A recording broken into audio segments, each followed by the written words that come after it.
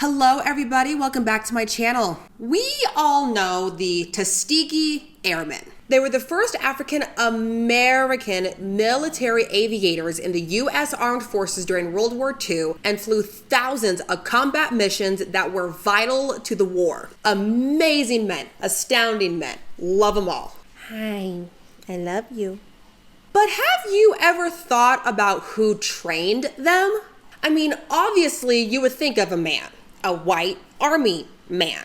But get this, they were actually trained by an African American woman. Not only that, she was the first African American woman to earn a pilot's license in the US. Her name is Willa Brown. Let's get into her story.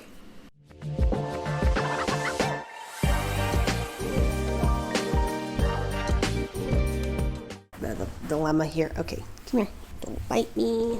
Like this. And then you like this. Okay, here we go.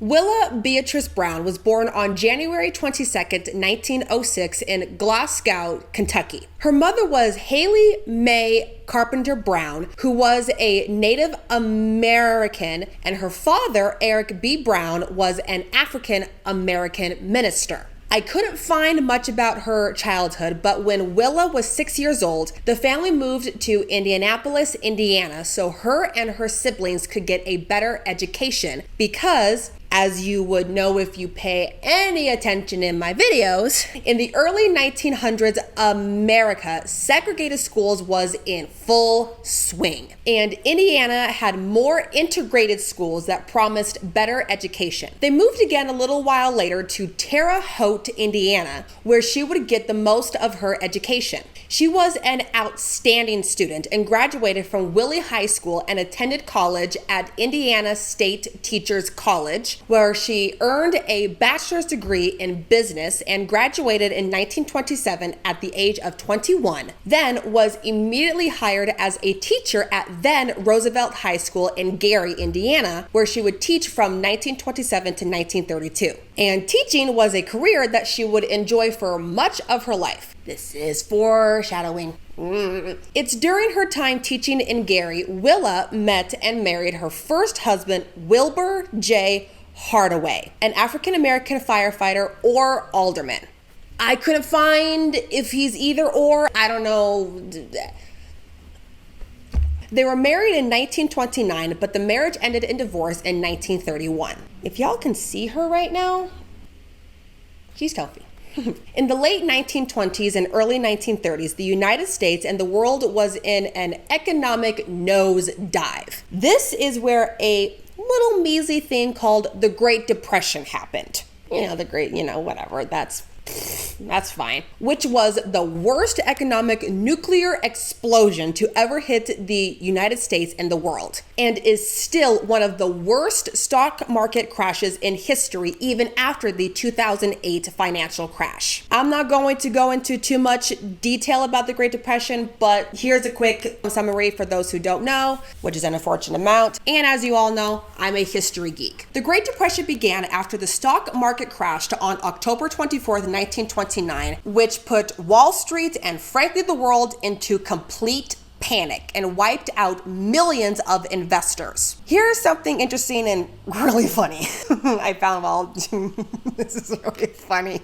At the time of the crash, the then 31st President Herbert Hoover's philosophy at the time was that the government should not intervene in the economy or give aid that he called handouts, and called for Americans to have a rugged individualism, which basically meant help yourself. The American response to his philosophy was by creating shanty towns, because families of some, 98 million people lost their homes, that they called Hoovervilles.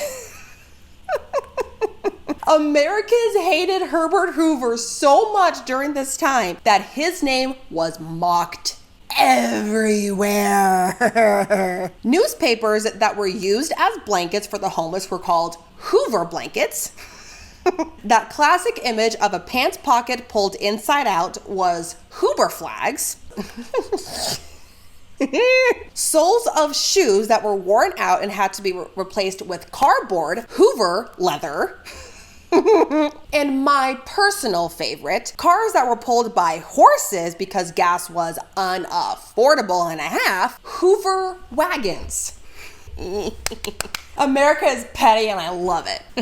I mean, it gave us this photo when Hoover lost to Roosevelt with Hoover's face in total inner tantrum mode.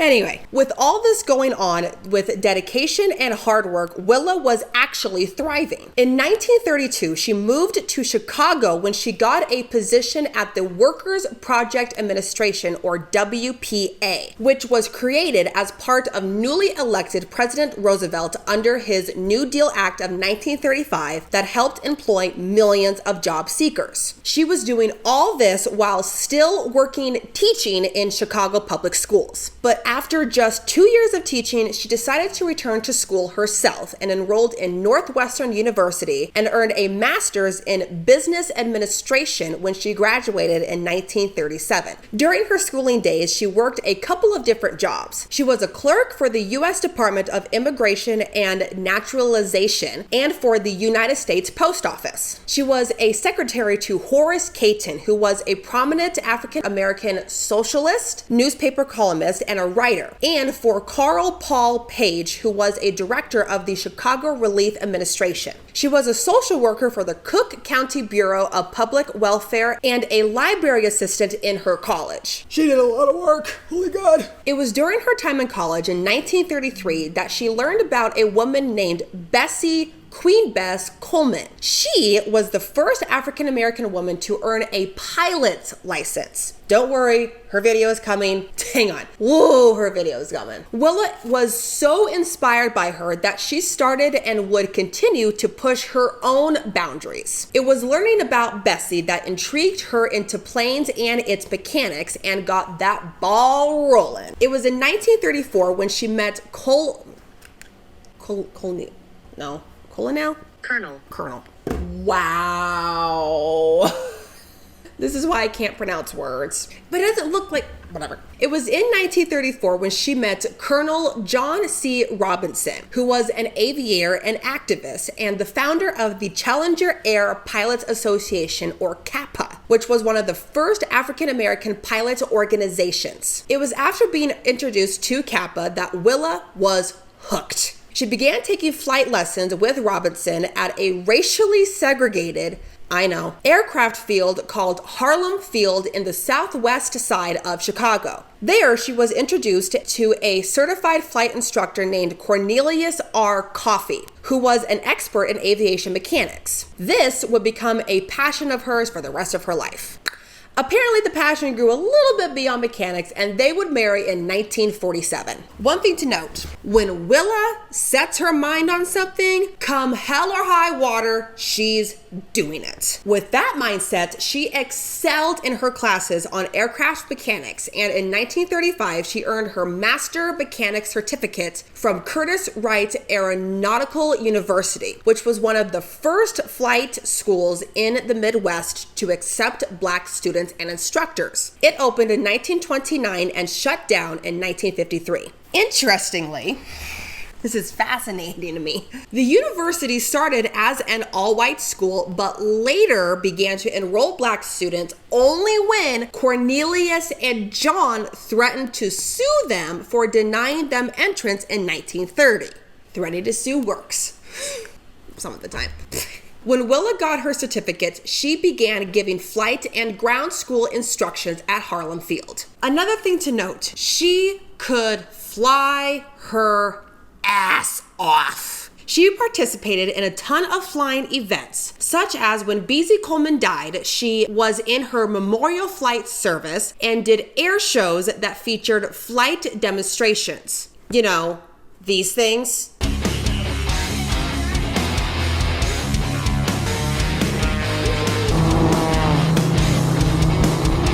Yeah, she did that kind of flying. She also self-promoted herself shamelessly. For example, she was wanting news coverage for an air show, or at the time called a Negro Air Show in 1936. To get this done, she decided to go to the media instead of the media coming to her. So she donned a typical aviator's uniform of white jodhpurs, a jacket and boots, and with her tall, good-looking, badass self, waltzed into the Chicago Defender newspaper office. Apparently, she had such a strong presence and was so striking that everyone stopped and stared. I mean, it's a black lady in an aviator's outfit in the 1920s, 30s. Yeah, people are gonna look. She announced who she was, stating she was an aviatrix, which is a noun for a female pilot.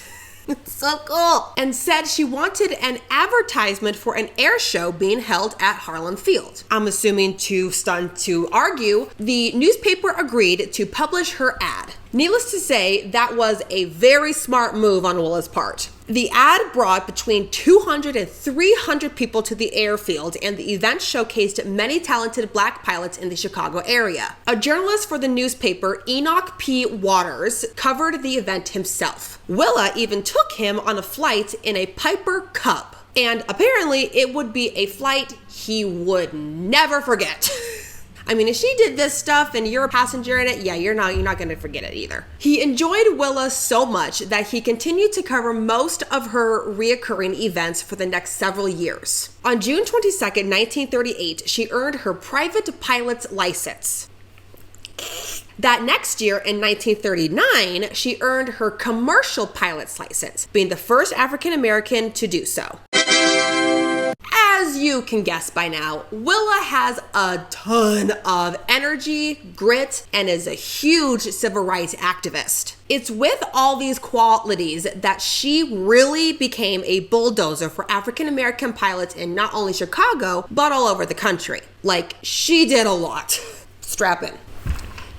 In 1939, she, her husband Coffrey, and Enoch founded the National Negro Airmen Association of America, renamed the National Airmen's Association of America, or NAAA. And AAA, I'm going to assume. One of their main objectives was to get more interest in aviation, help understand the aeronautics field, and help facilitate the acceptance of blacks into the United States Air Force. She took on the role of public relations and flew, I'm assuming herself, to colleges all over the country and spoke on the radio to get more African Americans interested in flying. The next year, in 1940, she and her husband founded the Coffrey School of Aeronautics in a Chicago suburb. The school having both academic and hands-on education without gender or race restrictions, which was unfortunately very rare. The school was also the first black-owned and operated private flight training academy in the U.S. She was involved in almost everything at that school, from the business side to even running the cafeteria.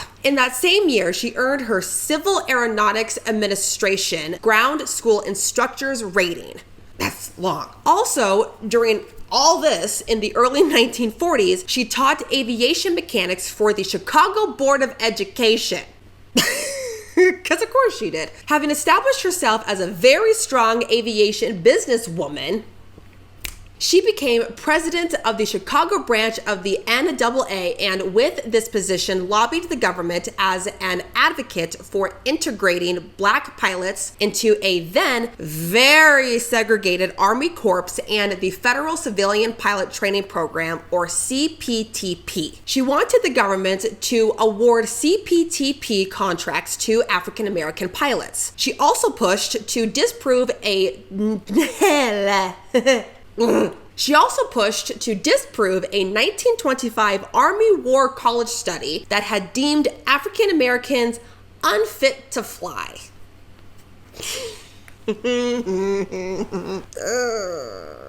Like, when you're going back in time, you really realize there was some dumb stuff. With the work of the school and the NAA and Willa's lobbying, it gained traction when during World War II, because again, pay attention to timeline here, headlines across the country showed a serious shortage of experienced pilots.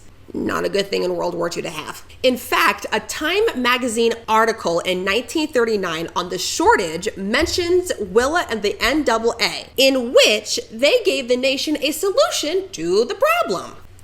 Train African American men to be pilots. What?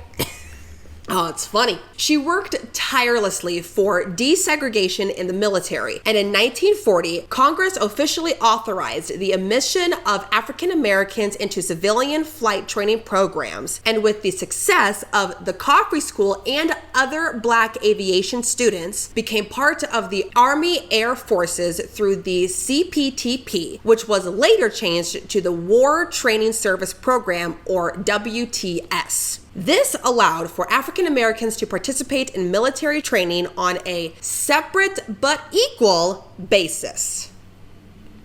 Whatever that means. Win where you can. Willa was named federal coordinator for the CPTP in Chicago, and though Coffrey School wasn't allowed to train pilots for the Army, it was chosen to provide African American trainees for the flight program at the Tuskegee Institute in Alabama. In 1942, Willa was given the rank of lieutenant in the Civil Air Patrol Squadron 613-6, being the first African American officer in the Civil Air Patrol. And with that rank, over the next 5 years, our girl Willa directly trained over 200 pilots that would later become part of the 99th Pursuit Squadron at the Tuskegee Institute, also known as the infamous Tuskegee Airmen.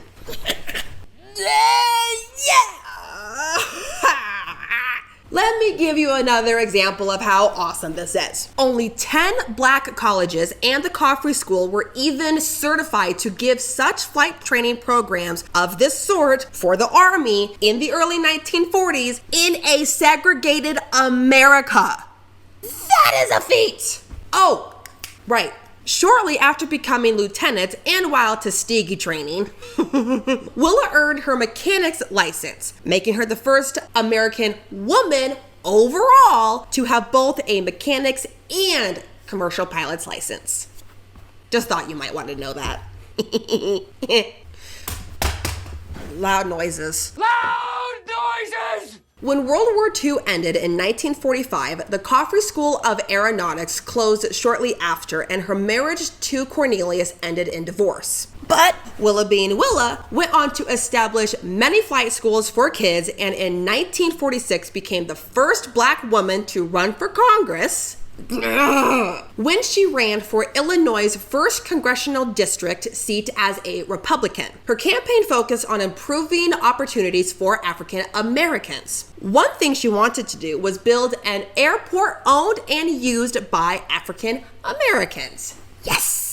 Unfortunately, she lost that election to William E. Kind, but ran for that same seat again in 1948 and again in 1950, but lost to Archibald Carey Jr. I don't care if I mispronounced his last name wrong, I just love that name, Archibald.